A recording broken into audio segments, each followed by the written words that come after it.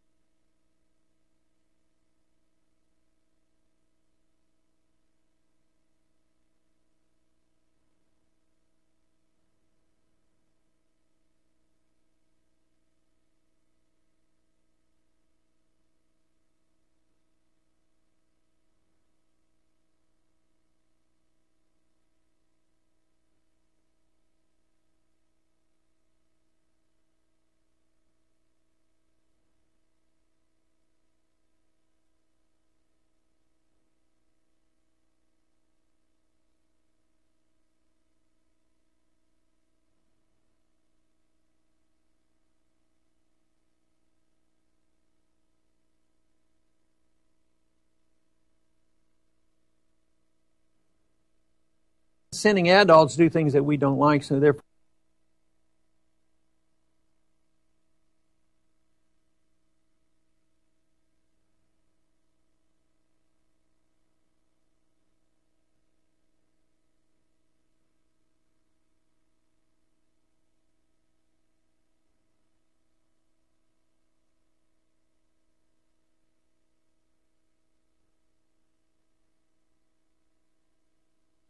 civil liberties.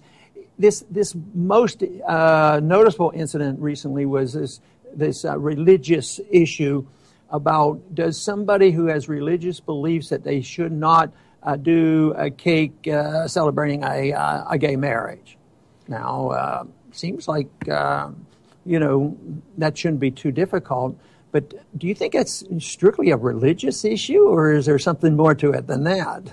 It seems, as you said earlier, an issue of property rights and the ability to discriminate using your own property. Yes. The one thing is, even on hiring and firing,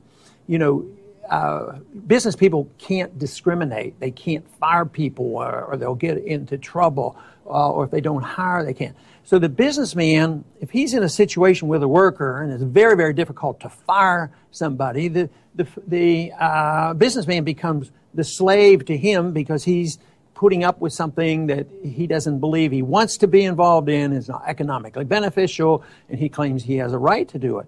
But if the individual, what if they transferred that same authority to the employee? All right, you're employed and you don't like the job and you want a raise and you didn't get it, I'm quitting. Well, if he's not allowed to quit, what's that called? The military. Well, the military. But it's also called slavery. But so there's an enslavement on either side, but it's so biased in one way. But on this cake issue, they've used the whole issue, that's their religious belief, and that's important. But that to me isn't the most important thing. It is this idea that all agreements and coming together should be done voluntarily, and it shouldn't be. It should be a First Amendment right, not something to do with religious beliefs. That should be just a minor part of that. But we also see this problem in the distinction between commercial speech and political speech. In office, we very frequently would defend those people who defended vitamins and nutritional products, and there was all kinds of regulations they on that. They couldn't say that this, if you take this vitamin, it's going to help you do something else. They don't question, well, is that true or not? It's just that you're not allowed to say it. And so they regulate commercial speech. At the same time, other speech is protected. I don't think there should be any distinction between commercial speech and political speech. So, certainly not yet, not made by the government yet. No, well, that's the big problem. But this issue is going to be around for a long time to come. Because it took a long time to get to where we are and muddy the waters so much. And I would think that it has to have a clear understanding about what individual rights are, individual liberties, and that if you have a right to your life and your property, and you have a right to the fruits of your labor, this wouldn't come up. And the founders understood this. I don't think they for a minute thought there was a major distinction between economic liberty and social liberty. But today there seems to be, and it's always people who want to be authoritarians on the right side. Well, they gamble and they do these things like that, and they have behavior. I just don't like what they're doing. And then on the other side, they say, I don't like, it's not fair. We have to regulate the economic lives of everybody. But to me, this is an issue that's going to be around a long time and deserves a lot of thinking. Of course, my argument is that that freedom and liberty actually brings people together instead of the distinctions of people who want to use their liberties differently. We accept that in religion all the time. People have all kinds of religions, and as long as it's not designed to hurt people, some people have no religion. But if they understand the principle of liberty, people can pretty much do whatever they want. And same way, it should be the same with economic policy. If you have economic liberty, you should be able to assume responsibility for how you spend your money and not depend on the government. But the government has lately, in the more recent history, it's designed to protect us from ourselves, protect us economically, and protect and keep us safe.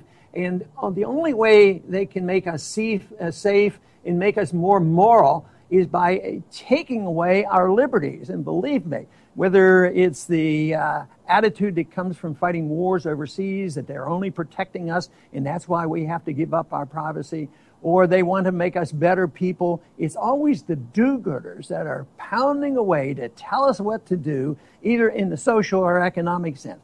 People don't have enough confidence on how liberty works, because if they did, everybody would be for it. And it's up to us, because I think it's tragic that we don't sell this message.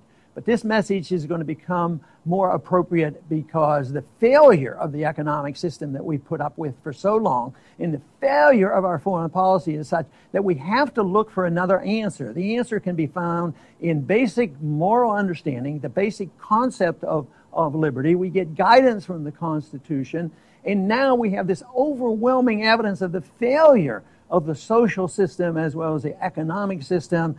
So that is the reason that the founders were absolutely correct, that we look toward individual liberty and trust the people to do their very best to use that liberty to the best of their advantage, and that if they have problems and they misuse it, that they're not able to then go to others. And others are not responsible for bailing them out, especially the government. We unfortunately have not had enough confidence in that, and that, of course, has been one of my personal goals, is to spread that message. I want to thank everybody today for tuning into the Liberty Report, and please come back soon.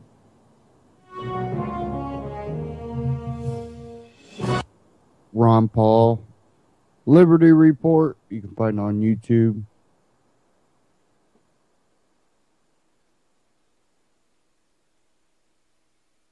And I believe he actually launched RonPaulLibertyReport.com.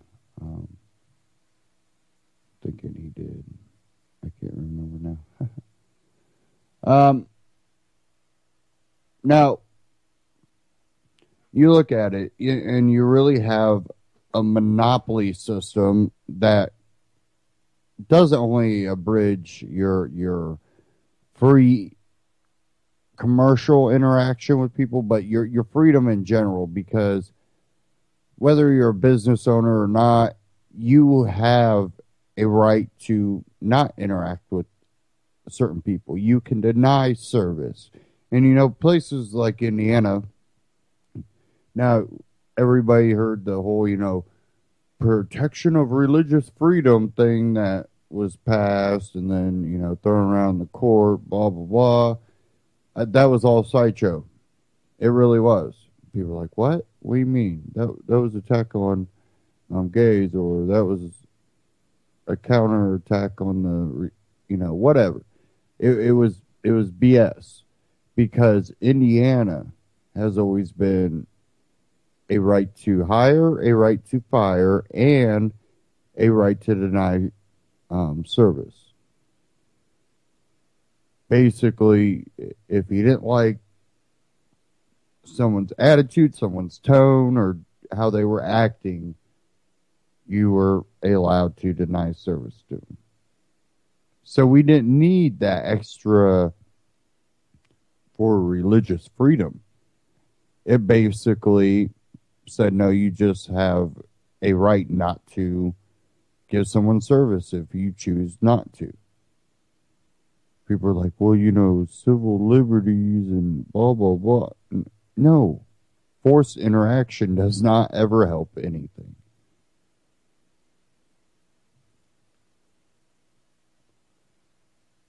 Now, we have a corporatist country where the little man will be picked apart and the big man gets bailed out. And that's not freedom, and that's not a free market. That's not individual capitalism. It's corporatism or crony capitalism for the few, the elite. And this has continued to hammer and hammer away on the middle class. But there's ways to counter it, whether it be Bitcoin, gold, silver, or seeds, doing more bartering and trading, and what most people do. If your money is devalued, the worth of your assets is more. Your house, your property, your car, your everything. And that's why it never works. That's why minimum wage never works. That's why all of these control mechanisms will never work. The smart people that push this stuff know it, because it works for them, just not for the majority of people.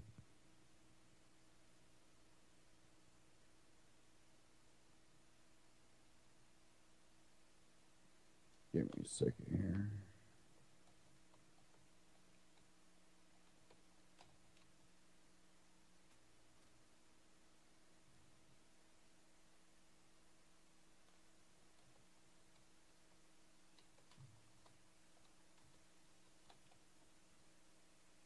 Trying to get to something here.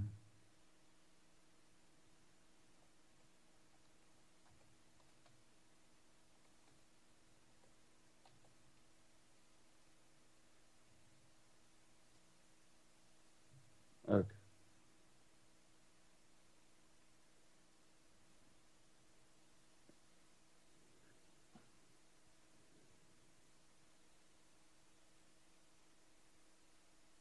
Sorry. Trouble loading this here.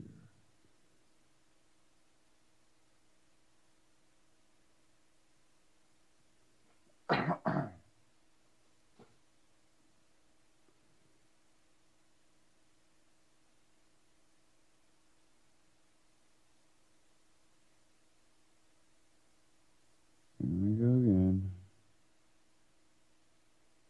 Okay, I'm going to try to get this article up from a different website. But I'm going to get into some stuff here, but I wanted to play one here. I'll play real quick. This one from AMTV. Trump, Hillary Clinton should go to jail for email scandal. And I'm going to get into some more articles here I got on that once I get them up. I guess I'll just play this clip first while I do that.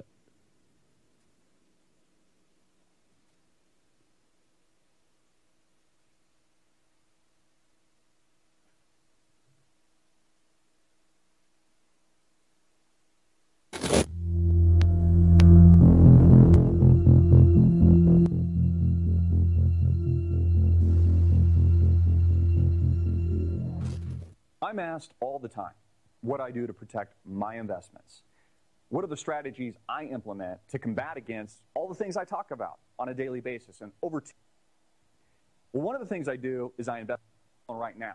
You need to click TV Alternative Media Television. It's Monday, August 17, 2015. And when does this party stop? When does the music come to an end? When can the Federal Reserve no longer hold this Ponzi scheme together? When do our politicians lose control? You know, people like Hillary Clinton with Emailgate, scandal after scandal, classified emails running through her personal servers set up by third-party companies around the same time of the scandal that made up Benghazi-gate. You know, probably has a lot more to do with Barack Obama and having Hillary shield some of his scandal from his administration than does Hillary Clinton. Kings and queens running America today. Again, when does it end? When does the party stop? I woke up this morning, got an alert on my phone, said there was an earthquake around a 4-point-something magnitude in San Francisco. For a moment, my heart jumped. I prayed everything was okay, that it wasn't something serious. And then the cynical side of my mind said, you know, real estate prices probably went up like 5% post the shake this morning. It's just so hilarious. It's so funny that we are literally at the precipice of collapse, really, at every single moment. You know, we think that there's stability. We think that there's a system. We think that we have government. We think that we have a money system. We think that they have all of this under control. But they don't. All it takes is an event, a moment, things like we experienced in 2008 or 2009, for all of it to unravel at once. You know, we've got prognosticators, politicians, pundits, people like Ron Paul, people like Peter Schiff, a lot of Wall Streeters. We have hedge fund managers telling us that the wheels have flown off, that there's going to be a major collapse, that there's going to be a major black swan event, that it'll be far worse than 2008, 2009. I've been talking about this myself for years. So when does it happen?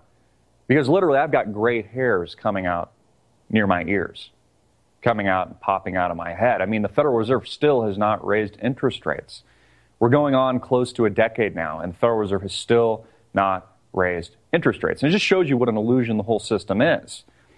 You know, I think probably a contrarian indicator, it's getting to the point of exhaustion, where people are tired. That's about the time that things do turn, that the tide will change, whether or not it's on the downside or it's on the upside. Again, the time to buy is when nobody wants it, when people are scared, when people are frightened. The time to sell is when people think things are okay, when there's that mental exhaustion, which is where we're at today. You know, look at the political landscape. Look at Donald Trump riding the vacuum of all this political hatred aimed at the Obama administration. I mean, this never would have happened several years ago. Never in our history have we had this type of politically incorrect candidate riding the coattails of this political vacuum, which I personally think is a good thing. I think Trump would do a lot of positives for the country, but will he take it far enough?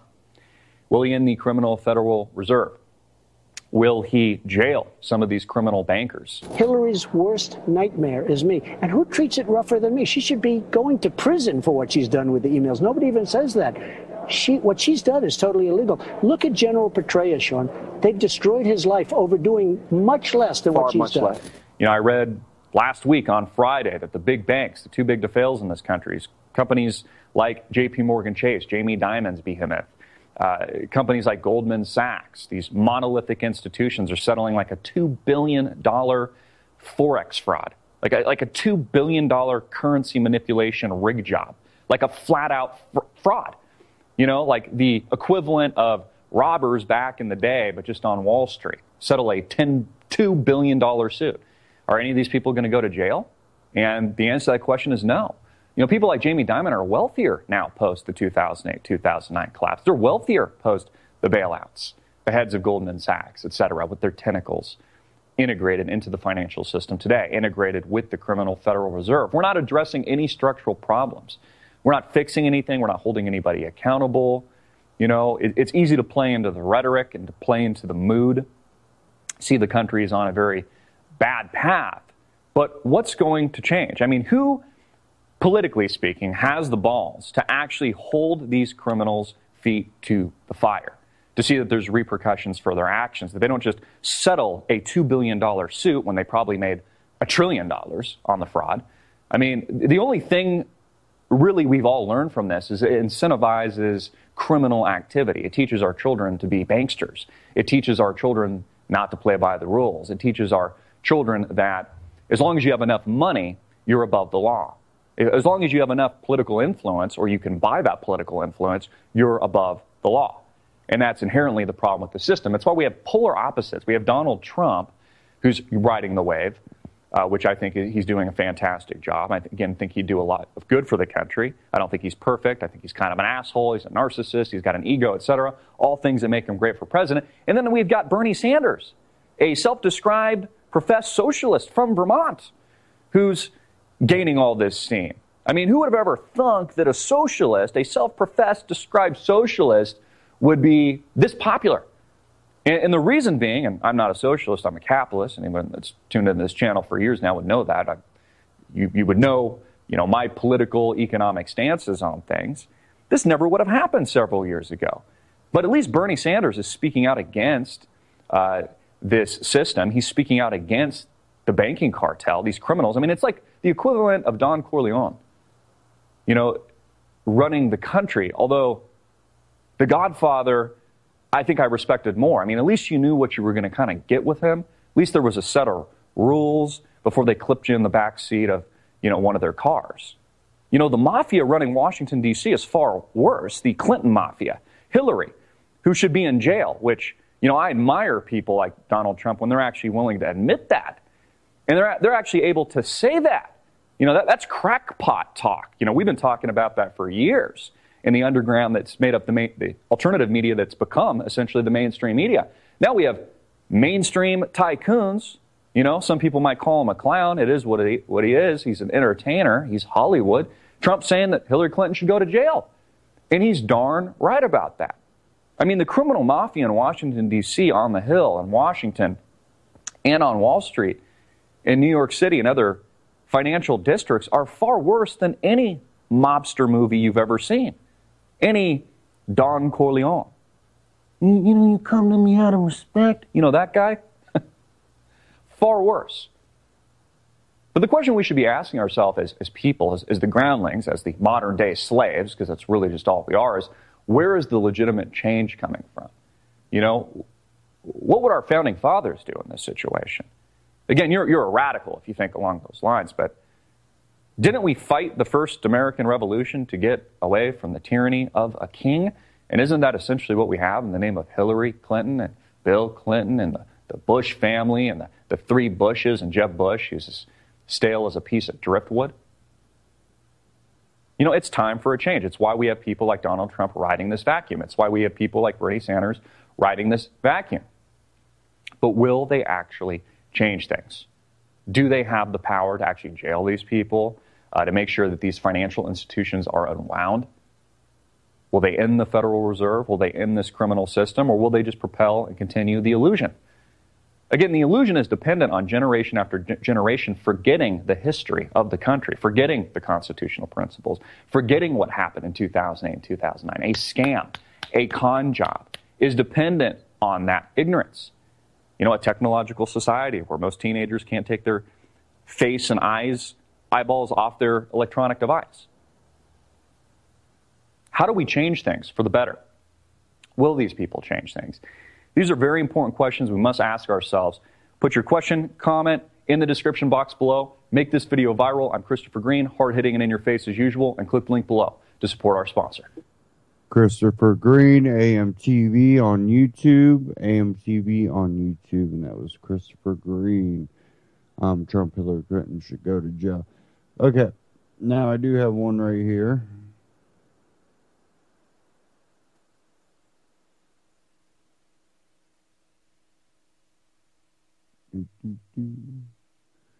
From, this one's from truthandmedia.com.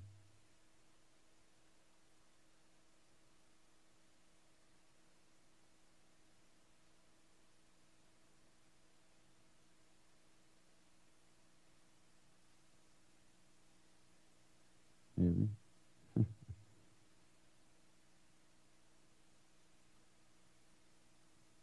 Okay. Hillary criticizes businesses for not paying interns while her interns work for free.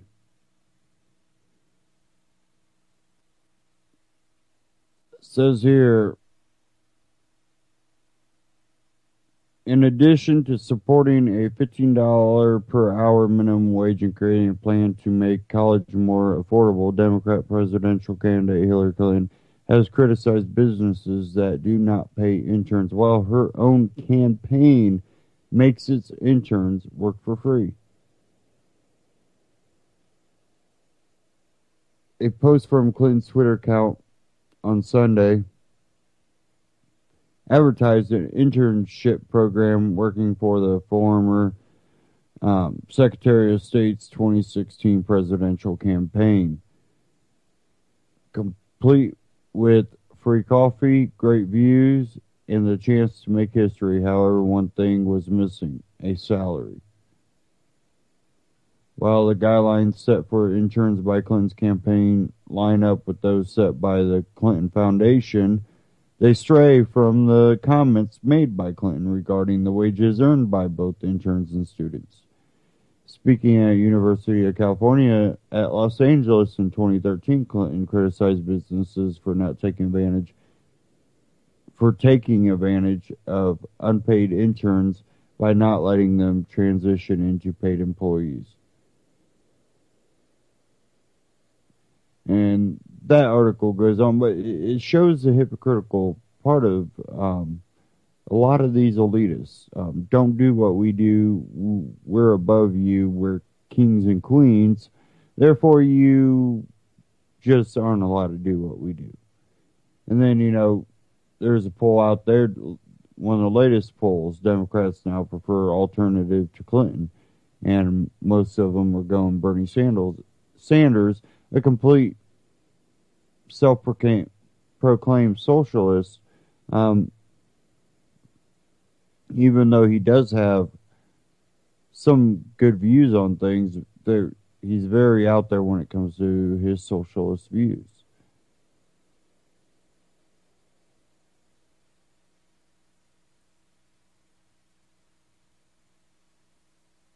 Then I have another one here from Truth and Media. And this one's Clinton refuses to tell reporters if she wiped email server. August 19th, on Tuesday, Hillary Clinton was pushed by Fox News journalist Ed Henry on whether or not she wiped clean her private email server before handing it over to investigators. Clinton maintained that she is fully cooperating with investigators and maintained no wrongdoing. Of course, a blank email server won't reveal much. Ed Henry, you were the official in charge. Did you wipe the server? Hillary Clinton, like with a cloth or something? No. According to two sources close to the investigation, the FBI says they are certain they can recover at least some of the data regardless of the attempt to wipe it out.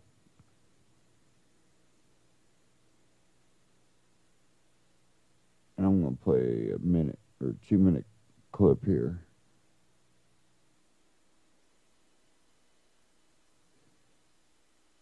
This is her refusing to say whether or not she wiped the server. Arguments.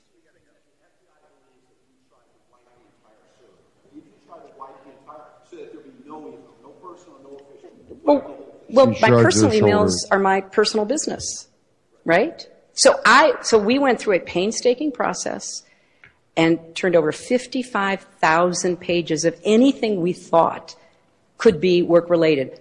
Under the law, that decision is made by the official. I was the official. I made those decisions. And as I just said, over 1,200 of the emails have already been deemed not work-related.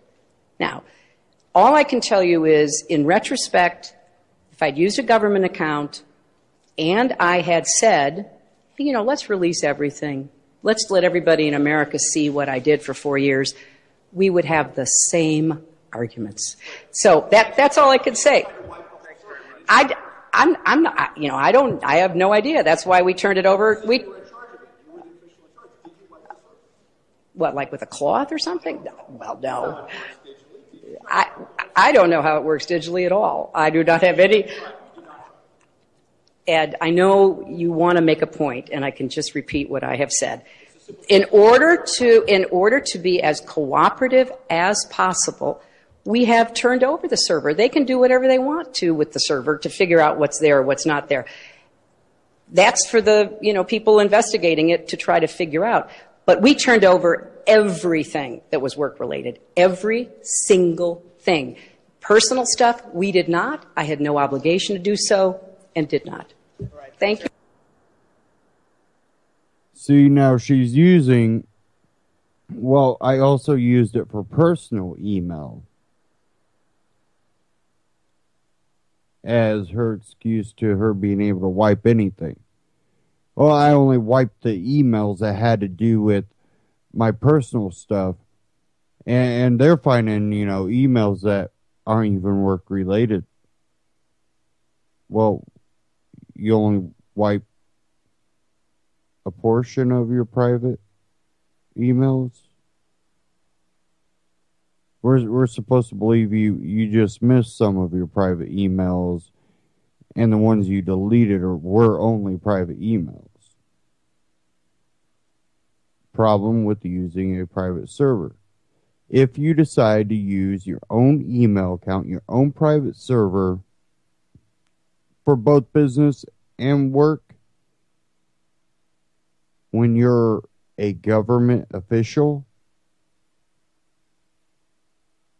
and you're being investigated, you lost the right to that, the personal emails, using the same email account and using multiple email accounts, which they've said, and somehow they all were also used for personal.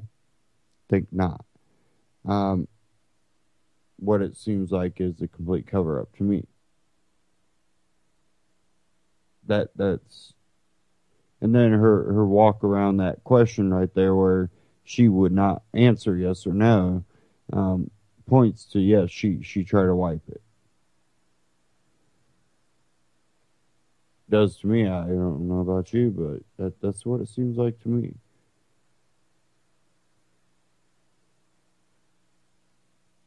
But you know, this kind of segues into this other article here. This one from InfoWars that I've seen. And it kind of goes into the culture of those type of people. Those are also the same type of people that want to push their agenda by erasing history or rewriting history to mean certain things, to push for their agenda. And one of the articles here I've seen, PC crowd in Germany follows Nazi example, destroys books. And I also want to say that this goes beyond just, Nazi Germany when it comes to history. You can go back to the port of Alexandria, where, there was a library of knowledge from every corner of the earth. The known world was all there. And one thing tyrants want is for varying opinions and history that counters what they want it to mean. They'll destroy all that. Tyrants will destroy it. Because they want you to believe in their narrative and their fallacy of how the world is, how it's been, and how it should be. And everyone will ignore individual rights, and they will more than likely end up going after a culture or a race or a religion and try to destroy it.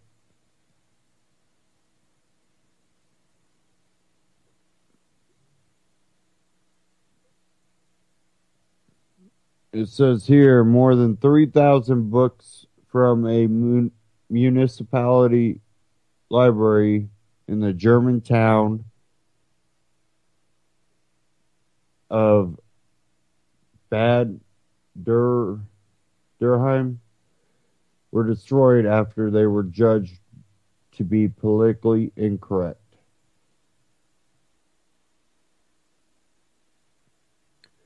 According to Roland Tichy, chairman of the Ludwig Erhard Foundation, and the former editor of the Business News magazine, Warcher Schwartz, the purge focused on author Eric Kashner and others who used incorrect words such as Negro and Gypsy. Kashner is the author of a number of popular books, including The Flying Classroom, Function on Anton and Lottie and Lisa. He received the International Hans Christian Andersen Medal in 1960 for his autobiography, Als ich ein kleiner Judge war. War. He was also elected president of the Penn Center of West Germany. According to Tichy Kastner's books have landed on the funeral pyre of the infamous book burning of the Nazis who plundered the intellectual writings Germany to prevent any form of one's own thinking. You can read the rest of the article there at Infowars.com. But this really, this is something that is being pushed, just kind of like the battle flag of the Confederacy being demonized and abused, and not really ever understanding the full meaning, the full understanding of something, and judging it by a few things, and not understanding, a actual deeper meaning of something. Again, that article is PC Crowd in Germany follows Nazi example and destroys books.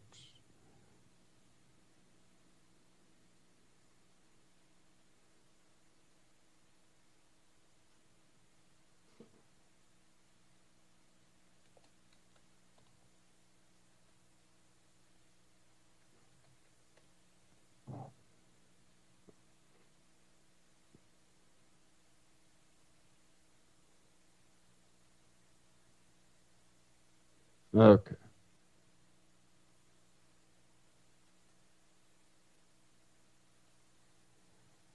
I have one here from Liberty.me. I'm not going to play this whole thing, but I am going to play a pretty good portion of it because it's this is really important when it comes to the rise and fall of society, which is part of the title here, Liberty Classics, The Rise and Fall of Society, from Jeffrey Tucker. But, this is something that history continues to show what works, what doesn't, and the continual repeating of history is also kind of numbing to some people because you look at it and you go, society has to be able to see the rise and fall of Rome, this great civilization that existed so long ago and was able to have running water, sewer systems, great roads that traversed great amounts of space. And you also see that the more tyrannical they became, the more controlling they became, and the more they expanded their territory and tried to rule upon more and more people, the less strength they had, the less credibility they had, and the less respect they had.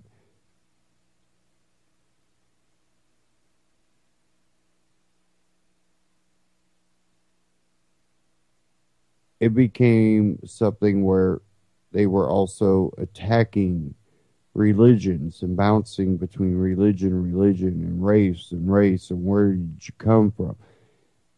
Kind of the same examples that we see here.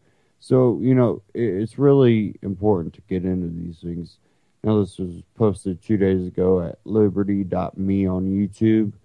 Jeffrey Tucker, Liberty Classics, The Rise and Fall of Society. And you can check out the full clip or the full video there. I'm only going to play a portion of it here.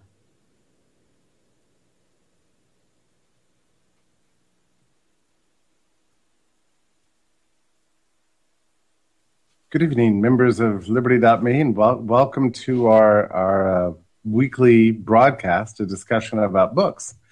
I'm especially pleased to be here tonight because we get to talk about Frank Chodorov's amazing 1956 book called The Rise and Fall of Society, which to me is one of the great books ever written. Members of Liberty.me, and welcome to our weekly Whoops. Sorry, I hadn't realized that I left that thing on. Excuse me just 1 second. It's strange to hear a sudden echo of yourself. And a reminder that Google Hangouts actually works on a delay in these live broadcasts, which is interesting. In any case, to make sure, I suppose, that I don't say anything terribly objectionable before broadcasting to the billions. In any case, so yeah, we're talking about Frank Chodorkov's Rise and Fall of Society tonight, and I just adore this book. Overall, I think it's the best go-to book on economics and politics for the average person. By the way, I hate that phrase, for the average person, as if there's people out there that have too rarefied a skill to be exposed to truth. It's just such a dumb thing. I don't even like the phrase beginner, intermediate, advanced. I think all that's just nonsense. I mean, the most advanced thinkers I know could use a good schooling in this book. I mean, there's not a single professor at Harvard University's political science department, or Oxford, Cambridge, or anywhere else that couldn't benefit from reading this book. I mean, there's just so much fabulous truth in it. And he drives home the point. And it's not just about Frank Chodorkov, although he was an amazing man, basically a contemporary of Mises's and Hayek's and Hazlitt's and that whole generation. I mean, they're all born the last, 10, 15 years of the 19th century, and all died, in the 60s, 70s, and 80s. Just the most amazing generation of thinkers I can possibly imagine. And they left us such an amazing literary output, just so extraordinary. And I think this ranks really up at the top. Now, it's a little strange. Like, why haven't you ever heard of this book, Rise and Fall of Society by Frank Chodorkov? I mean, it's actually remarkable how few people really read this book. It didn't get a big exposure when it was written. I'm not even sure there were that many copies printed. It was written at the end of his life. Frank Chodorkov had already become a kind of, I don't know, how do you say, like non-person, basically what happened is the liberal libertarianism as we knew it in the interwar period got destroyed during the war and after, and that whole generation of thinkers just got kind of wiped out and replaced with this new breed of people that supposedly replaced them and incorporated their interests and concerns for reducing government and that sort of thing. And they were called this new nomenclature, conservative. They were the conservatives, suddenly, of the 1950s, which is the worst possible moniker for these people. I can't believe they ever adopted it. But actually it makes sense, because they didn't actually believe the same things that the people before the war believed. Frank Chodorkov was top among them. They were libertarians, basically. They wanted to eliminate the state in every area. They were distrustful of war. They sang the praises of trade and commercial society. They were individualists, not collectivists. They had no interest in exotic ideologies of control and imposition, like theocracy and imperialism and these sorts of things. That was not what they cared about. They were just pure individualists in the 19th century, 18th century Enlightenment sense. But they were tough because they had lived through the 20th century, which is to say they lived through the dawn and development and advancement of the total state. So in a sense, they were far more sophisticated thinkers than Jefferson or Thomas Paine or anybody in the 19th century, because they had seen it. They had seen World War I. They'd lived through the rise of the bureaucratic state, the permanent nation state, and its war-making welfare state impositions. And they had a greater passion against the state as such, and less naivety about the prospect of cobbling together the perfect state. They understood it couldn't be done, that so long as you have a state, it's going to be impossible to control. And ultimately, you have to root it out. Just root out anything what we call the nation state. Now, they did have various, degrees of views on how much you need some political forms to administer the rule of law. They ranged in radicalism from somebody like Henry Hazlitt, who was a kind of an old constitutionalist, to Mises, who was kind of a laissez-faire radical, to Garrett, who's kind of an old-fashioned, 19th century style. Gilded Age celebrator of enterprise and entrepreneurship, was a little bit sympathetic to protectionism. That was his deviation. Albert J. Nock, who was a Georgist and the closest thing we had to an anarchist. I'm pretty sure that it would have been a solid thing to call Nock an anarchist. And I think in that same spirit, Frank Chodorow can actually be regarded as an anarchist. Without being clever, without being underhanded or surreptitious or dissembling in any sense, he basically makes an argument for anarchism in this book. But whether you accept that argument or not is really not relevant. This is a book about two things. One, it's about the state. What is it? What does it do? What are its effects in the world? How come it comes about? Where does it come about? Where does it come from? Can it be limited? What is its nature and its structure, and how is it different from the rest of society? And here, this book just excels like nothing else. And the second thing this book is about is the celebration of commercial society and the non-state means. He wants to divide all activities in the social order between, on one hand, production, on the other hand, predation, which is, pretty much the Franz Oppenheimer model. But it's a lot clearer than Franz. By the way, Oppenheimer is great. You should not neglect Oppenheimer's amazing 19th century treatise called The State. Or its second iteration, Albert J. Nock's, 1936, 37 book called Our Enemy the State, which is a wonderful book and a big attack on the New Deal.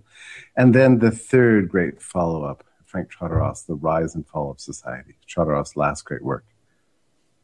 As I say, this book was published in a world that no longer cared about libertarianism, no longer cared about individualism and that sort of pre-World War II tradition. But that doesn't make any less great. It just means that, the William F. Buckley crowd and, the rise of, and the Russell Kirk conservatism had displaced it. It's really remarkable when you think about the distance that separates somebody like Russell Kirk and Bill Buckley, whom I like, and actually I was, had several friendly encounters with Buckley. I mean, he was just an unbelievably charming man, and way more laissez-faire oriented than the current generation of right-wingers. I mean, these people today are just unbearable apologists for the likes of Donald Trump and so on. I mean, you just can't believe the kind of blather that's coming out of the mouths of these modern-day conservatives. But the idea that there's any relationship at all between somebody like Frank Chodorow and modern-day conservatism is preposterous. I think he famously said, if anybody calls me a conservative, I'll give them a punch in the nose. Violation of the non-aggression axiom there, right? But he hated conservatism, and he couldn't stand the rise of these conservatives in the late 1940s and early 1950s that, all about watch fobs and cultural affectations, and celebrating order above liberty, neglecting the individualist tradition, warm to the state, very worried about disrupting, the rules under which society lives. I mean, and of course, need I mention that a major factor in the birth of modern conservatism after World War II was this burning passion for sustaining the World War II military industrial complex, and wedding anti-New Deal resistance movements with a new love for the Cold War. So building nuclear weapons, arming against the Soviets, and so on. Bill Buckley said famously, we're going to have to tolerate a totalitarian bureaucracy for the duration until we can get rid of the Soviet Union, since that's the great threat on the horizon. Of course, the Soviet Union went away, and the totalitarian bureaucracy is still with us, right? So the conservatives of this period were actually completely different from people like Chodorov, and once they got their magazines, and once Time magazine started heralding the glories of Russell Kirk, and National Review rose to prominence, and people like Buckley, sort of swept over American popular culture as officially representing what was called the right. Think about the purges that began to take place. People like John T. Flynn was, like Chodorov, just lived in obscurity throughout the 1950s, despite his astounding and brilliant literary output fighting the New Deal through the 1930s and 20s, 30s and 40s. Really, not the New Deal, but he was writing great books in the 20s. A whole generation of these intellectuals is sort of just pushed aside. Chodorov was a similar situation. He hung around in New York literary circles. Just nobody wanted to have anything to do with him. They just regarded him as a crabby old man who cares, leftover from the past. I read one letter from Murray Rothbard. He was relating going to a cocktail party one time, and it's populated by all the new generation of extremely puffed up, self-important conservatives centered around National Review, and Murray just exploded in a rage in this letter. I forget to whom he was writing it, and he just said, these people are just not worth a damn. None of these people, they're intellectual lightweights and all show. None of them have anything to offer anybody, and none of them have anything that's really worth challenging, other than tutting everybody for insufficient, piety and devotion to, reactionary, attitudes on every area, fake philosophy, and so on. He said the one exception in the room was the great Frank Chodorov. So Murray immediately bonded with Frank, and they hung around a lot. And Murray was very seriously and mightily influenced by Frank Chodorov. In fact, I think it's fair to say that Murray took his anarchism was primarily influenced by Chodorov. There was a moment in his life when Murray went from being a supporter of limited government to being an anarchist, and it was under the influence of Frank Chodorov, both personal and literary. However, I don't think there's any evidence that Murray actually encountered this book. Not that he needed to, because there's so many other writings that Chodorov did. Chodorov was a very interesting guy. He was actually his primary influence in life was Henry George, who wrote Progress and Poverty. If you don't know about Henry George, I wrote an essay about Henry George on Liberty.me. After having read this book, this was Progress and Poverty was the Atlas Shrugged of the late 19th century. It was the book that had an awesome circulation, sold millions of copies, and had this enduring influence over the course of sort of like 5 decades. It's just unbelievable how influential that book really was. It was considered to be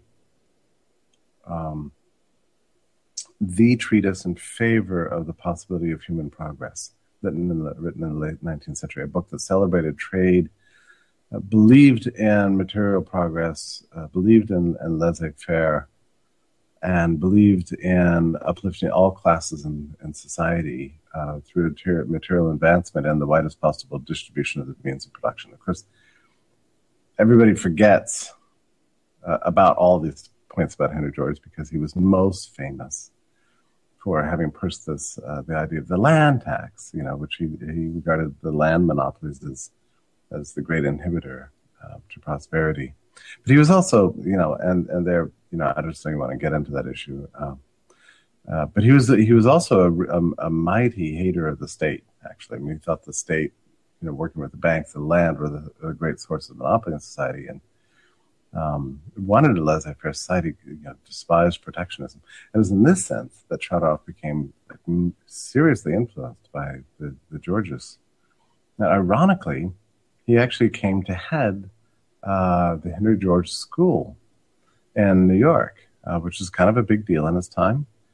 And he was the editor of its newsletter, which was called The Freeman, actually. So Chodoroff was actually an editor of The Freeman, and most of you probably know that in addition to my work at Liberty.me, I worked for the Foundation for Economic Education, which continues to be the publisher of The Freeman. So Chodoroff was actually an editor of The Freeman. I remember when Sheldon Richman came on board as the editor of The Freeman some years ago, he put out an announcement that his highest ambition was to be an editor somewhat like Frank Chodoroff.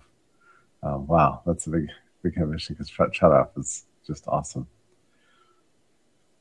If you've never encountered his work before, you'll be just amazed at his clarity of thought, his humility of expression, his brilliance.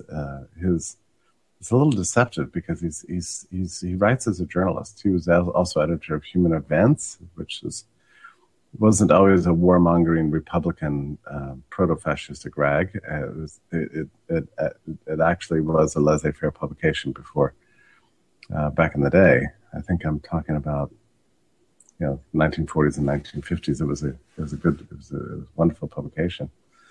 Frank Chodoroff also founded the International Society of Individualists, which by the 1960s or the 1970s changed its name to the Intercollegiate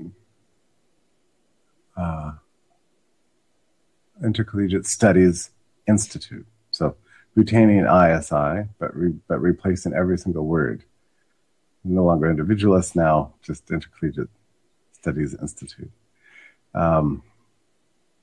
And for the duration of the 1970s and 1980s, one of the big promoters of the Cold War, and no surprise, the works of Russell Kirk, who, again, I mean, Russell was a friend. Okay, we spent a lot of time together, but there's no question that this man, had an immense influence on the post-war right, to purge the liberal spirit. He was on the warpath against liberalism, old liberalism, and particularly libertarianism. This is what he hated more than anything else. So when ISI moved from being International Society of Individuals to Intercollegiate Studies Institute, I mean, there's a signal there, right? No more individualism, no more liberalism, no more libertarianism, no more radical freedom, pro-freedom ideology. But incidentally, when I saw the new head of the Intercollegiate Studies Institute recently, he pulled me aside and he said, my number one ambition is to bring back that Chodoroff spirit and to restore ISI as the voice of that Chodoroff always wanted it to be, to become, in effect, the International Society of Individualists again.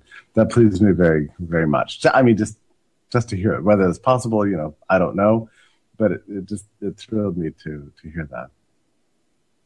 Okay, so let's dig into this book, which, as I say, is extremely obscure in a way.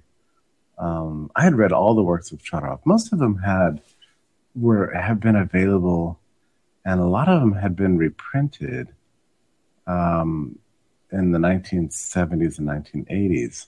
He maintained a little bit of fame, and then most all of them went out of print by the 21st century. But this one, The Rise and Fall of Society, had very little circulation, and I had never seen it cited. And I've never personally seen a book review of it that was contemporaneous, with this publication. I mean, it just strikes me as the kind of book that came out and wasn't ever read. It's very interesting. It came out about the same time as Atlas Shrugged. Now, of course, Rand and Chodoroff had very different political outlooks, but they shared this much in common. They were both completely purged from the National Review crowd, and never ever made any headway within that sort of Cold War Buckley crowd. Buckley purged, Rand. I mean, she wasn't welcome to the National Review, and they shredded her. They failed to find any merit at all in her worldview, which is pretty weird considering just how awesomely influential she's been over the last half century. But Chodoroff was in the same situation, the same boat as Rand or Flynn or the rest of them. He just wasn't welcome. So his book sort of came and went, which is a real tragedy. So why is this book important, and why is it good that it's out here and available at liberty.me? Well, I can't think of another book that in such a concise and clear, beautiful, elegant way makes all the core points as precisely as it does concerning economics and politics and their interrelationship on the development of the social order. I mean, I truly can't think of another one that's as clear and as mighty and as precise as this book is. I've felt this for some years. Like when people ask me, "Look, I'm interested in this whole libertarianism thing you're doing. What book do you recommend?" I just always come back to this one because I think it's the best. I mean, it's an interesting book that it never founded a movement, right? I mean, you look at something like Karl Hess's book on the end of politics, or monograph on the end of politics that came out in 1969. That was in many ways like a founding document of the new libertarianism, or For a New Liberty. It came out 3 years later with the founding of the Libertarian Party. So you have to go way back, 15 years to discover a book like this. But it speaks less of contemporary issues. I mean, most of the libertarianism of the 1970s was dealing with sort of issue-based stuff, like, what should we do about the environment? What do we think about the Cold War? Murray Rothbard's For a New Liberty is actually in many ways kind of a founding template for the type of work that Cato Institute is doing. Which is not to say it didn't deal with fundamentals, but it's mostly just dealt with very specific use cases and how liberty could solve social problems in a way that this government cannot. But this book is dealing more with principles throughout, all the way from the very beginning. I'd like to read some of it to you. And he puts a fine point on it, and the point is this. I mean, it's actually a fascinating thing. Why is it that in all of our discussion of politics and economics today in public life, is there so little talk about what the state is? What is its nature? What makes it different from the rest of society? And what should it do, if anything? And these are fundamental questions. They're the questions that, how can you even talk about politics without asking them? And yet they're never asked. I was fantasizing today about, some possibility about this scenario. You're at a candidates debate, take this primary debates that are going on in the Republican Party. And to just ask each of them or one of them or somebody, Ted Cruz, what is your view of the state in society? What do you think it should do? Or just ask the question. I mean, wouldn't you be curious what they would say? I mean, what about Carly Fiorina? What about Donald Trump? What does he believe? What does he believe about, say, with Jeb Bush? What do they think the state should do? What's its primary job? What's its ancillary role? There's always a shortage of resources. What do they think is the essential function of the state? I don't know. I've never in my lifetime heard a political candidate for office ask that question by anybody. I mean, Reagan sort of addressed it from time to time, but for the most part, people don't ask that kind of question. They'll sometimes answer it in speeches. I mean, Barack Obama has put his mind to that task from time to time. But for the most part, we don't have that kind of discussion. And I think one of the reasons we don't have that discussion is that the entire media class and the opinion molding elite is kind of dedicated to driving the question out, because the question itself presumes a kind of demarcation between the state as an institution and the rest of society. And that's the great insight that libertarianism provides that is otherwise avoided by practically everybody. Nobody really wants to talk about the state as a different kind of institution. Everybody is obsessed with presenting the state as being an extension of the rest of the social orders, an expression of our values, as a realization of national aspirations, as a helper to us all. Or as, I forget who said it, that the state is just simply what we do together. So there's a kind of a shabbiness, or you could say it as a conspiracy, to clearly delineate the difference between the state and everything else. And so what is that difference? Well, it's pretty simple, actually, if you think about it this way. The state lives by predation, and everything else lives by production, with the exception of the criminal class. And even they can't get away with it because their criminality is generally against the law and frowned upon by everybody else. But the state can engage in the exact same behaviors, constantly aggression against a person and property, presuming the right to tell us what to do, tell us how to behave, what to think, what to say, surveil us, rob us, loot us, pillage us.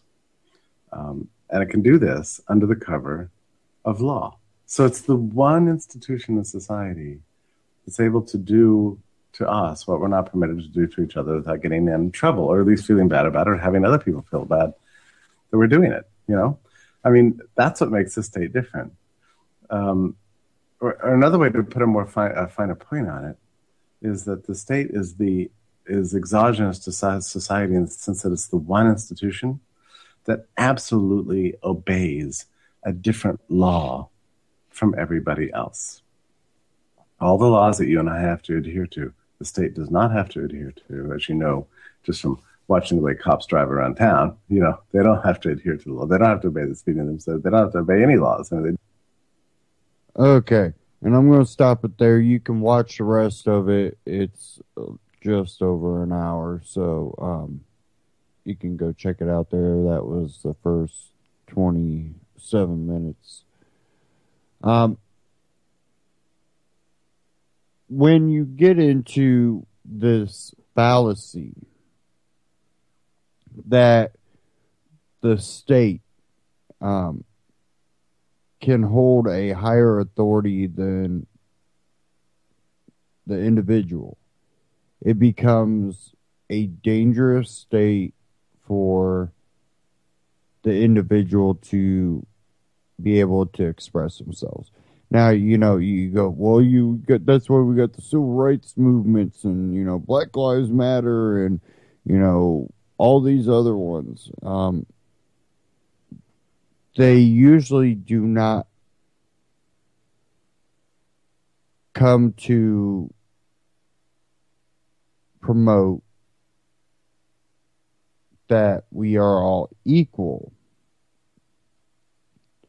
What they come to promote is privilege. And people go, no, we do this. No, the promotion becomes privilege.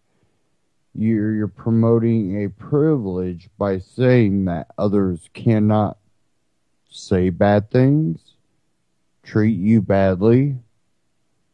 At the same time, you want to have the right to say bad things, to act badly, and to discriminate against those others.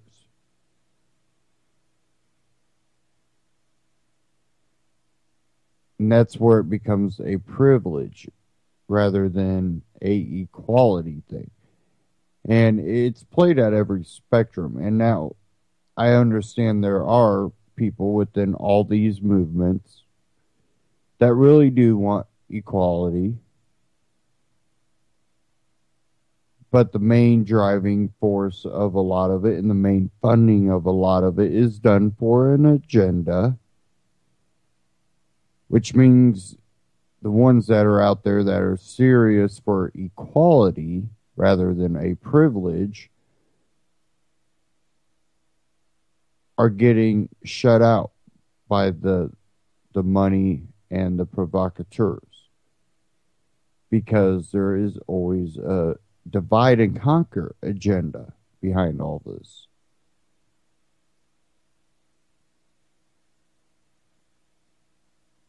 And it's what's created some of the biggest dictators in the world. And it's also what has led to the collapse of those same countries, or at times empires.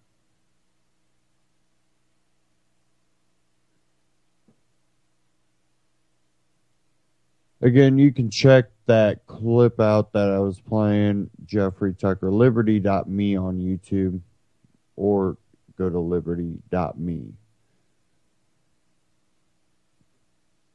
And that was titled Jeffrey Tucker, Liberty Classics, The Rise and Fall of Society.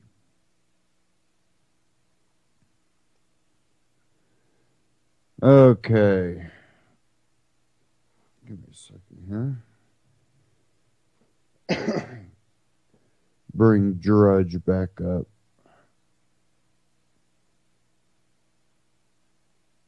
Maybe.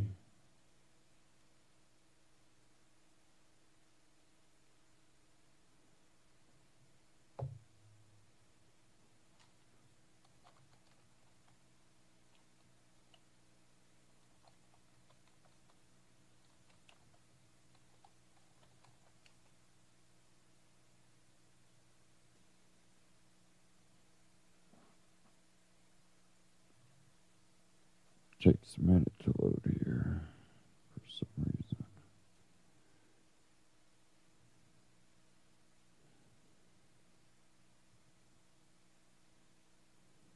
Okay, top article now on Drudge Report.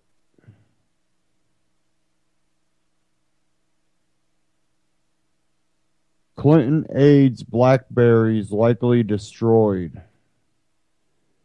State Department BlackBerry devices issued to former Secretary of State Clinton's aides Cheryl Mills and Huma Abedin have likely been destroyed or sold off, the department said in a court filing on Wednesday. Mills and Abedin were each issued BlackBerry devices, Department Executive Secretary Joseph Markmenis wrote in the filing. The department, however, has not located any such device and believes that they would have been destroyed or removed from the department's control. Because the devices issues to Miss Millis and Miss Abedin would have been outdated models in accordance with standard operating procedures, those devices would have been destroyed or excess, Markmus added. State Department spokesman John Kirby confirmed later on Wednesday afternoon that the two former officials' devices were returned to the department after they left the office.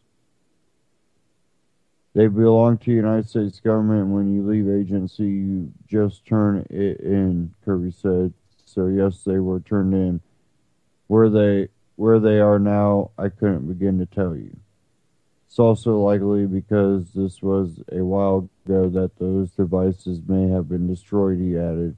I don't have the records of it because they were old and modeled, and oftentimes were purchased new devices in those circumstances. In the same court filing, the State Department confirmed its previous claim that Clinton used a personal BlackBerry during her time in office that was not issued by the federal government. The State Department does not believe that any personal computing devices was issued by the department to former Secretary of State Hillary Clinton, has not located any such device at the department. And it goes on, and that's originally from The Hill, but it was Top One. Now, there's been a lot of talk about the AIDS and how much they might be covering up. But they may be ignorant to a lot of what's going on until after the fact, and then really don't have anything to offer up. It could be, but they could also know a lot that they could be hiding. And I think until we have any evidence, we can't really jump to conclusion. But we know that Hillary Clinton is clearly hiding something by her actions and her statements. And I really think that at the beginning she felt like she was invincible. I think she now is actually looking like she's getting worried.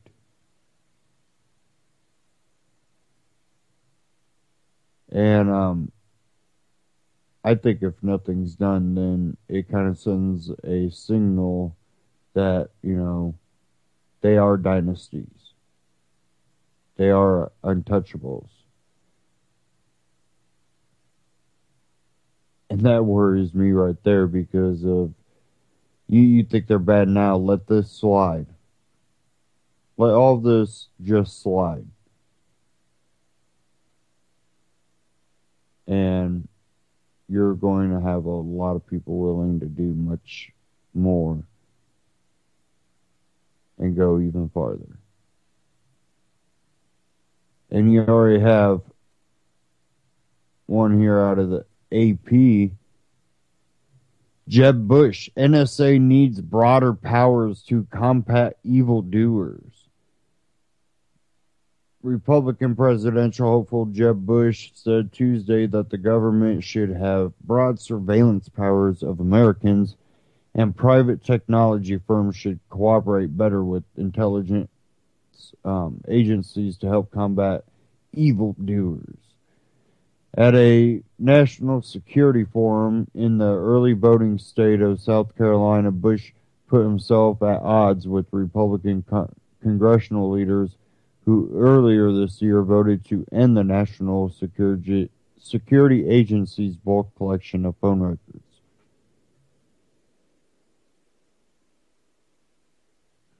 The former Florida governor said Congress should revisit its changes to the Patriot Act, and he dismissed concerns from civil libertarians who say the program violated citizens' constitutional protected privacy rights.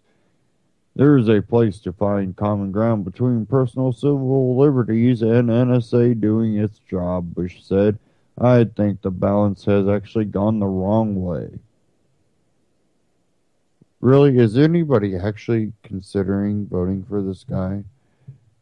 Do we actually have any middle class or people in poverty that seriously consider this guy someone you would want to vote for?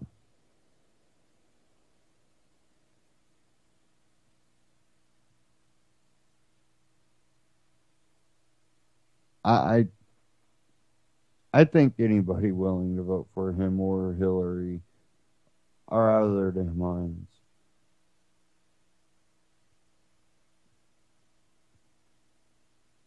But look at how society is really gone. And actually, it's not something recent, but it's not extremely old either. But look at where we've gone with this kings and queens and princesses.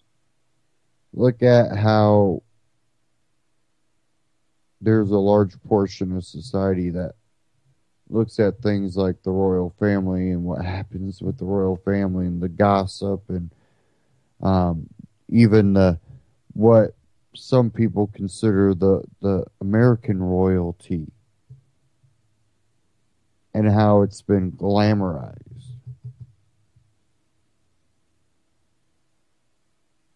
Well, people forget to really talk about what real royalty has represented in all of history. It's not a Disney movie. It's not fake like a Dracula movie. There's real horror. There's real backstabbing. And there is a willingness to sacrifice the rest of civilization to keep your power.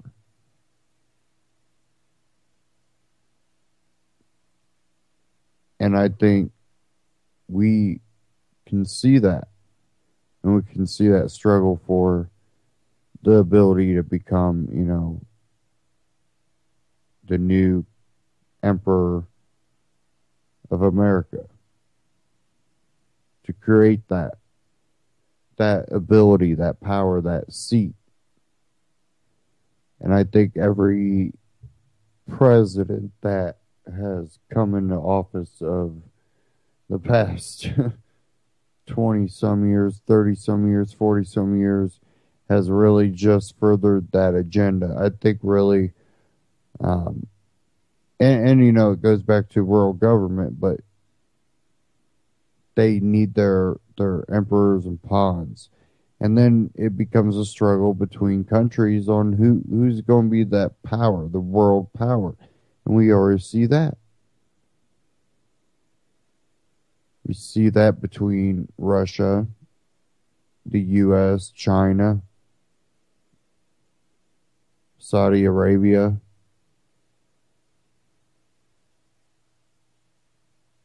And we have the rest of the world picking sides.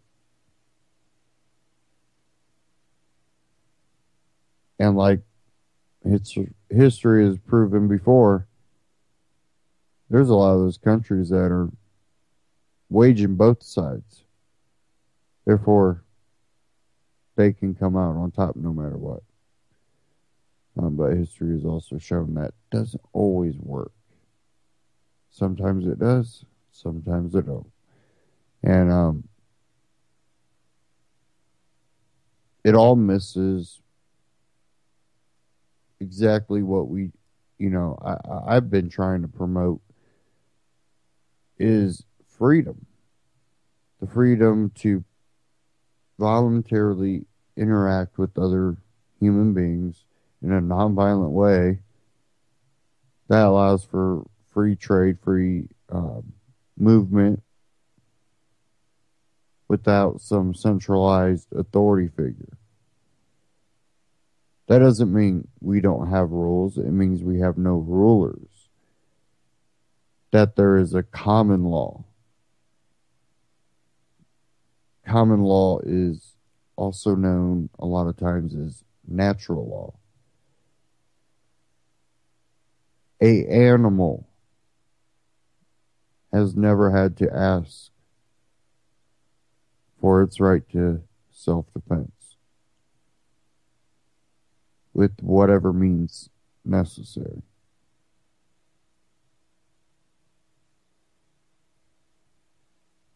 If we are so intelligent, can't we realize that natural right to self-defense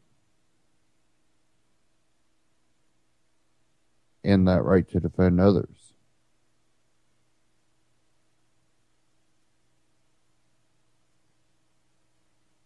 We've seen animals protect other animals of other species to keep them safe.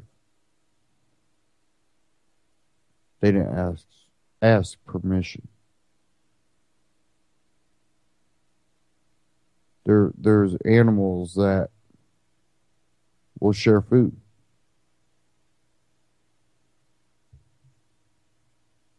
knowing that there's birds there waiting to eat. They will rip off a section and take it 5 feet over the side to allow the birds to come in and feed off the rest of it.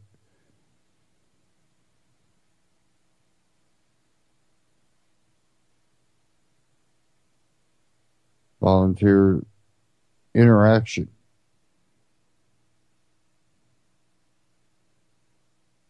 I think that the more intelligent I think we are, in a lot of instances, the less intelligent we become because we forget to continually search.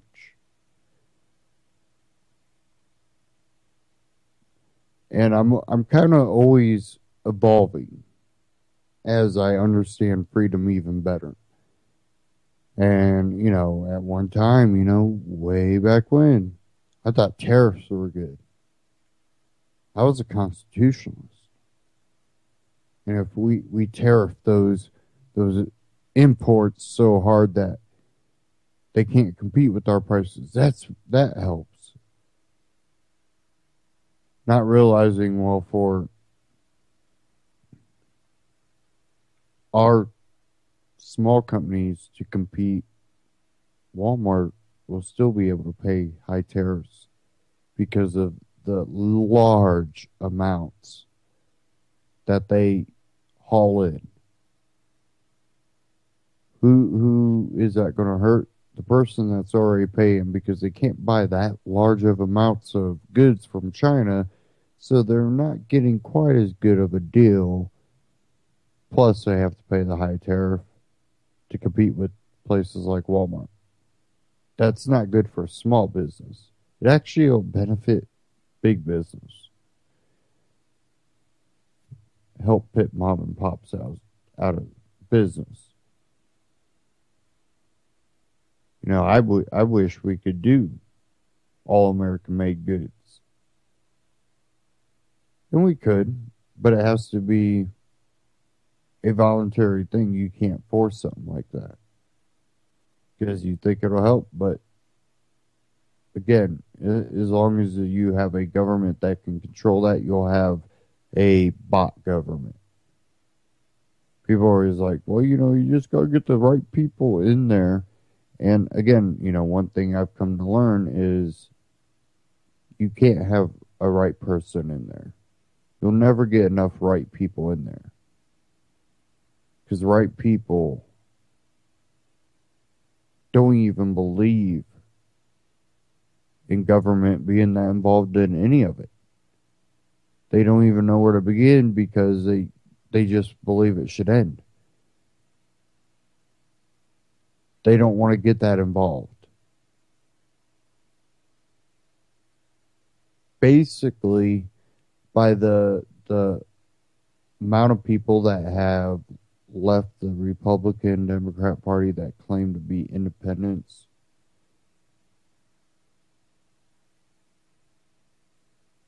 we're talking about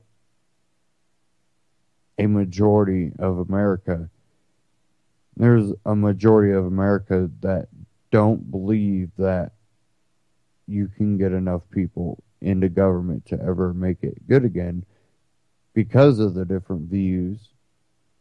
Basically, I think they're claiming that the concept of government doesn't work.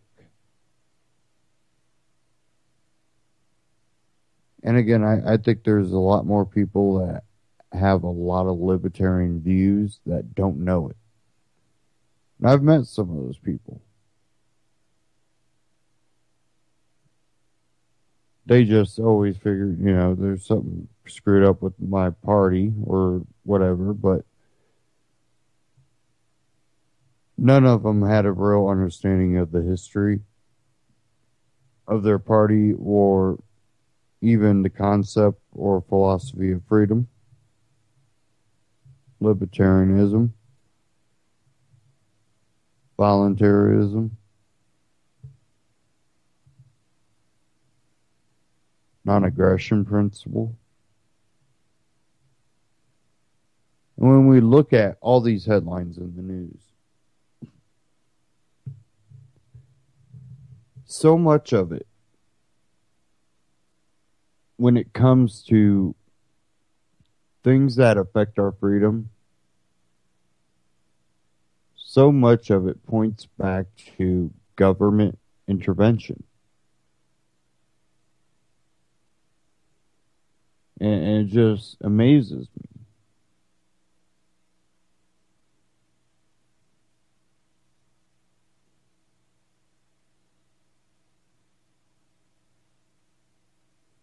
And, another thing is the manipulation of history, the rewriting of history, the burning of history.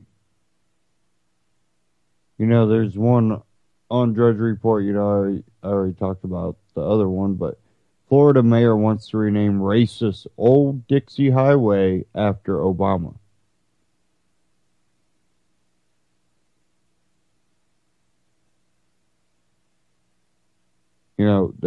That's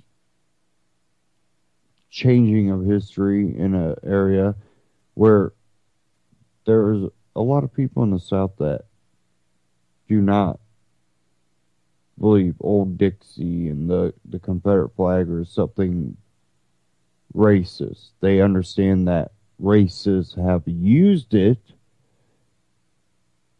but white, black, Hispanic, there's a lot of them that understand that it's not a racist thing. It's been used by racists. Just as cars have been used by alcoholics. Guns have been used by murderers. Knives have been used by murderers. Knives have been used by rapists.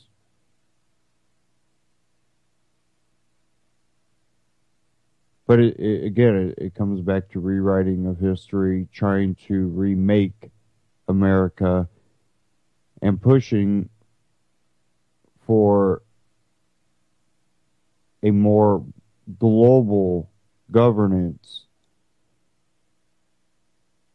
where instead of your state getting to, dictate to the federal government, the states, well, you won't have really states. You'll have your federal government asking permission from the global government. And we already see Obama going straight to the United Nations for a lot of things.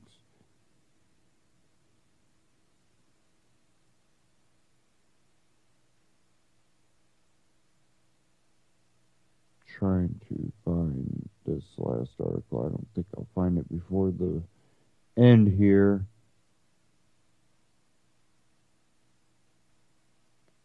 And I kind of lost it here on Drudge.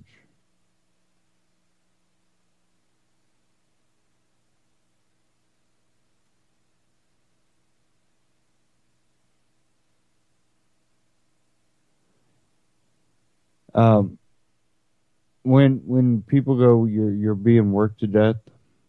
There's one that I've seen out of New York Times. Researchers link longer work hours and stroke risk. And I've seen it. So, it's something where we're being worked to death for the elite's ability to be globalist, basically. Thank you all for tuning in. We are here at the end of the broadcast. Don't forget to check the UCY store out, ucy.tv.